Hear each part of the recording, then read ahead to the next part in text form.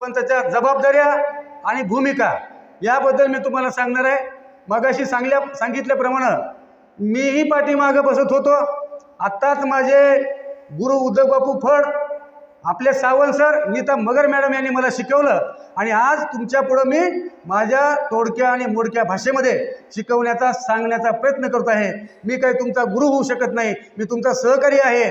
मी सरपंचांना माझी जात मानतो. तुमची आणि माझी जात एकच, ते म्हणजे सरपंच. म्हणून आपला सरपंच शिकलाही पाहिजे, संघटितही झाला पाहिजे आणि आपल्या गावचा चौफेरी विकास केला पाहिजे. यासाठी या प्रशिक्षणाची गरज आहे. मग हे करत असताना आपण कोण आहोत? आपण आपल्या गावचे प्रथम नागरिक आहोत, की फक्त आपल्याला एवढंच माहीत आहे. मी त्याच्या पुढे जाऊन सांगेन, आपण आपल्या गावचे विठ्ठल रखुमाई आहोत. त्याचं कारण आहे, आपण आपल्या गावच्या एका विटेवर उभा टाकून, म्हणजे ग्रामपंचायतीच्या समोर उभे टाकून, कमऱ्यावर हात ठेवून, जे का रांजिले गांजिले, जन्मलेल्या पोटात असलेल्या बाळापासून, आईच्या गर्भात असलेल्या बाळापासून वैकुंठामध्ये जाणाऱ्या नागरिकापर्यंतची सेवा आपण करू शकतो.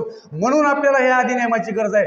अधिनियम माहीत असल्याच्या नंतर काय, आपण जर एखाद्या ग्रामसभेमध्ये किंवा मासिक सभेमध्ये जर एखादा ठराव घेतला आणि आपल्याला जर त्याची माहिती असेल तर कुठलाच अधिकारी आपल्याला अडवू शकत नाही. ह्याच्यातून माझे फक्त 5 वर्ष माझ्या सरपंचाचे झाले आणि आत्ताचे जे दुसरे 2 वर्ष आहेत माझी अर्धांगिनी आहे. आम्ही दोघं मिळून आमच्या गावचा विकास करू. जे नवं माझ्या सिकंदरपूरला हवं त्या पद्धतीने आम्ही काम करत आहोत. महाराष्ट्रातील यशवंतराव चव्हाण मुक्त वसाहत योजना, जे की भटक्या समाजासाठीची आहे, मंत्र्याच्या गावामध्ये जाण्याच्या अगोदर पहिला पायलट प्रोजेक्ट 2.25 कोटी रुपयाचा प्रोजेक्ट मी माझ्या गावामध्ये राबवला. माझ्याही गावामध्ये मूलभूत सुविधा नव्हत्या. देशाला स्वातंत्र्य मिळाल्यापासून गावामध्ये स्मशानभूमी नव्हती. मग ती स्मशानभूमी कशी घ्यायची ह्याच्यापासून खलबत्ते सुरू झाले. गावामध्ये गायरान जमीन नसताना, शासनाची कुठलीच जमीन नसताना आम्ही 30 गुंठे जमीन 21 वर्षाची वहिवाट लावून अशा पद्धतीचं गावाची आम्ही स्मशानभूमीसाठी जमीन घेतली. ग्रामपंचायतीला जागा नव्हती, ग्रामपंचायतीला दानपत्र आधारित जागा घेतली. अशा कितीतरी योजना आहेत की त्या योजना ह्या फक्त आणि फक्त बोलण्यावर, आपल्या जिभेवर आणि आपल्या ज्ञानावर घेता आल्या. सगळ्याच गोष्टी पैशावर भेटत नाहीत. त्याला फक्त आणि फक्त ज्ञान लागतंय. डोक्यावर बर्फ, तोंडात खडीसाखर, गोड बोलून सगळं काम होतंय. तुम्हीही त्याच्यातले तरवेळ आहात. कारण का, तुम्ही ही केल्याशिवाय तुम्ही तुमच्या गावातले 51% मतं घेऊन बहुमतानं निवडून आलेले आहात. त्यामुळं तुमच्यामध्ये सुद्धा गुण आहेत आणि तुमच्या आईवडिलाची पुण्य, तुमच्या आईची कूस आणि तुमची भूमिका यापुढे आता फार मोठ्या ह्याला स्पर्धेला तयार झाली पाहिजे. त्याचं कारण असं आहे, कारण का तुम्ही येत असताना लोकांना फार मोठी आश्वासन दिलेली आहात. मग ह्या देशामध्ये काय चालतं माहिती आहे का?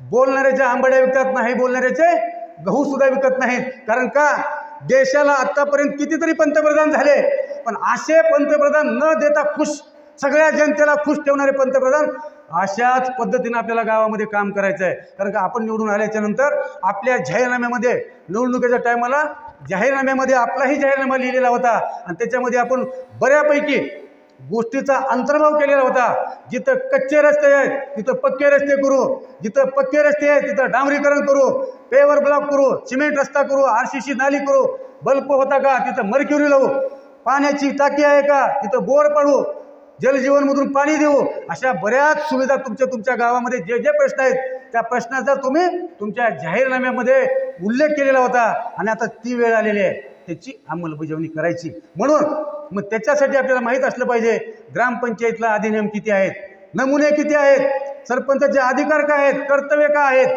म्हणून सरपंच हा त्या सभेचा कार्यकारी प्रमुख असतो. मग सचिव कोण? सचिव ग्रामसेवक.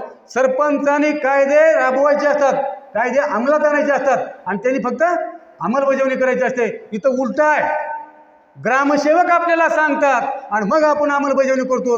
त्यांनी तिथं राहतो, म्हणजे समजा बीडमध्ये राहतात, आपण गावामध्ये राहतो आणि जर समजा पाणी पुरवठ्याचा शिपाई जर नसेल तर सरपंच आपल्याला गावाला निवडून दिले म्हणून तिथं ग्रामसेवकाला फोन केला, सरपंच मग काय करताय? काही नाही, थोडं शेतामध्ये होतो, आपल्या गावातला बोर बंद पडलाय.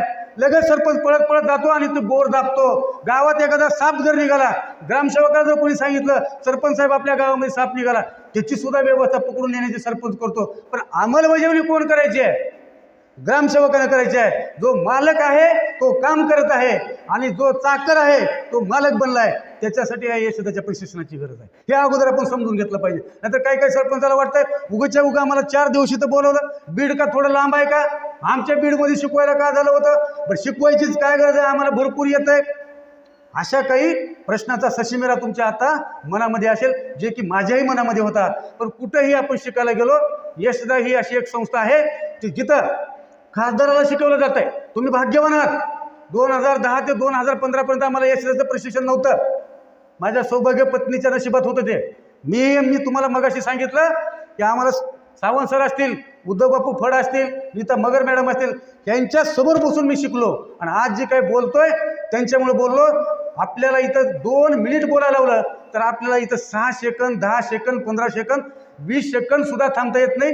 मला बोलवलं त्यावेळेस तर मला 1ही सेकंद बोला आला नाही. पण आज अशी परिस्थिती झालेली आहे की 45 मिनिट कधी जातात हे समजत नाही. म्हणून मी तुम्हाला मगाशी सांगितलं, तुमची आणि माझी जाती एक आहे. बाकीचे सगळे हे कागदावरचं बोलणार आहेत, कागदावरचं बोलणार आहेत, नियमावलीचं बोलणार आहेत. पण मी तुम्हाला सांगतो की तुम्ही हे जर केलात तर तुमच्या आयुष्यातलं ज्ञान हे कोणीही चोरून घेऊ जाऊ शकत नाही.